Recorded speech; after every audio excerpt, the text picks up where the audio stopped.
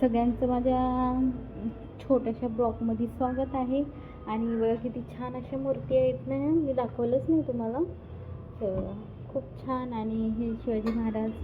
तर आता लवकरच जयंती येत आहे, सगळ्यांची तयारी वगैरे झाली का जयंतीची?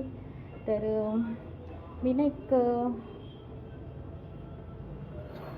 सर्वजण कुठे थांबा. वाव, बघा किती ऊन आहे बाहेर. आणि उन्हात वाव योगेश इकडे बघ, फूल किती छान फूल आलंय, बापरे. पण या घरचं हे शेवटचं फूल आहे बरं का. या घरचं हे शेवटचं फुल आहे. तसं तोडू नये फुलाला, राहून दे तोडू नये. किती सुंदर फुल आलंय. खूप दिवसाच्या नंतर आलं, कारण आम्ही गावाला जातानाच आणतो. तर आता गावाला जायचं आहे, अजून नक्की नाही, कन्फर्म नाही आहे. पण बघा किती सुंदर फुल आलं आहे. मी आले होते भाजी हे करायला. ही बघा इथं सुकायला टाकली होती भाजी. ही भाजी कोणी कोणी खाल्ली नक्की सांगा. त्याला असं बारीक करतात आणि बेसन वगैरे टाकून बनवतात या भाजीला. तर ही भाजी कोणी कोणी खाल्ली आहे ना, नक्की कमेंटमध्ये सांगा. आणि खूप सुंदर फुल आलं आहे, खरंच खूप छान असं फूल आलं आहे. आणि तुम्हाला सांगायचं झालं तर या घरातलं जे शेवटचं फूल आहे, या घरातलं जे शेवटचं फूल आहे. तर मी अशी का म्हणत आहे, तर मी नक्की तुम्हाला पुढच्या ब्लॉगमध्ये सांगते. पुढचा ब्लॉग खूप छान असणार आहे, खूप मस्त असणार आहे. आणि नक्की ही भाजी खाल्ली का, तिला एकदम असं बारीक चोळून घ्यायचं असतं, थोडंसं बेसन टाकायचं आणि बनवायची. खूप भारी लागते ही भाजी, खाण्यासाठी नशीब लागतं बरं का. आणि म्हणजे इकडं तर नाही भेटत, मी गेलं ना गावाकडूनच आणत असते ना सगळं, माझी आई मला देते सगळं. तर हिला असं पूर्ण असं बारीक करायचं, पूर्ण हे नाही घ्यायचं, याला फेकून द्यायचं. आणि याला ना बेसन थोडंसं टाकायचं, हिरवी मिरची शेंगदाणा वगैरे असं टाकून ना लय भारी लागते बरं का. तर मी खाली नसेल तर नक्की सांगा कशी बनवायची, तर मी नक्की त्याचं रेसिपी टाकते.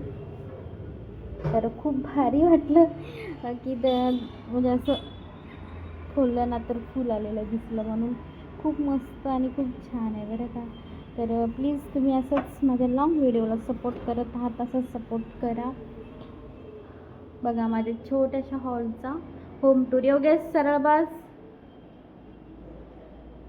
बघा माझा हॉलचा होम टूर असा आहे. आणि खरं सांगू काय, मी ना म्हणजे असं ना कधीच नाही होम टूर केला बरं का, रूमचा वगैरे कधीच नाही. जसं आहे तसं रोज तुम्ही माझ्या व्हिडिओमधूनच बघता. पण हा माझ्या हॉलचा आहे होम टूर.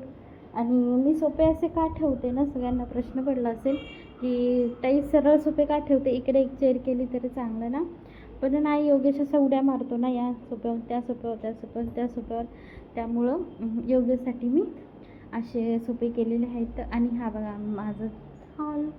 एक काळ आमच्या घरामध्ये ना टी व्ही होती, पण छोटीवाली होती. तर म्हणजे दिवस बदलत असतात सगळ्यांचे, तसंच हां. हे बघा आमचा योगेश. हाय म्हण, हाय म्हण जाय. तुझे खेळणे दाखव चल सगळ्यांना, तुझे खेळणे दाखव. हे पण आम्ही इथे आल्यानेच घेतले बरं का, हे पण आम्ही इथे आल्यानेच घेतलं. टी व्ही पण आम्ही इथे आल्यानेच घेतली. सोफे पण आम्ही इथे आल्यानेच घेतले, कारण आम्ही जुनं सामान नव्हतं आणलं, आम्ही गावालाच हे केलं. तर टेबल पण इथे आल्यानेच घेतला. हे बघा, हे माझ्या आणि तुमच्या लाडक्या भाच्याचे हे सगळे खेळणे आहेत, दिसले का. गाडी, ही गाडी आणि सायकल वगैरे बाहेर आहे. आणि तुम्हाला चूक दाखवू का, किचन पण दाखवू शकते मी तुम्हाला. बघा छोटंसंच किचन आहे, पण खूप छान होतं. आणि मी माझ्या पद्धतीने मस्तपैकी लावलं होतं, एकदम भारी असं. बघा किचन असं होतं किचन इथलं. आता बघूत नवीन रूममध्ये कसं किचन असणार आहे वगैरे, खरंच नाही माहिती. पण नवीन जागी सगळं हे करणं म्हणजे खूप कठीण लागतं बरं का. ही मशीन पण आम्ही इथे आल्यानेच घेतली. आमची जुनी मशीन आम्ही गावालाच ठेवलेली, इकडे सोबत नव्हती घेऊन आलो. आणि छोटंसं माझं किचन, हे पण इथे आल्यानेच घेतलं. स्वयंपाक बाकी अजून झाला नाही. तर सकाळी साहेब आज लवकरच गेले होते. आज लास्ट दिवस असल्यामुळे काही पेंडिंग कामं वगैरे राहिलेली हे केली. मांडणी आहे छोटी, पण सामान भरपूर बसते याच्यामध्ये. तर आणि लगेच तुम्हाला ना बेडरूम पण दाखवते, कारण तुम्ही बेडरूम का बघितलेला आहे बरोबर. हे आमचा बेडरूम पण योगेश दाखव ना. बघा मला आमचा बेडरूम. बघा आमचा बेडरूम.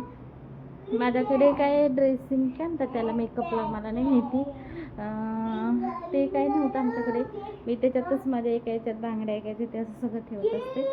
एका याच्यात रोजच्या क्रीम, एका याच्यात मेकअपचं वगैरे, सनस्क्रीन वगैरे सगळं. तर हा आमचा बेडरूम. आणि AC दिसते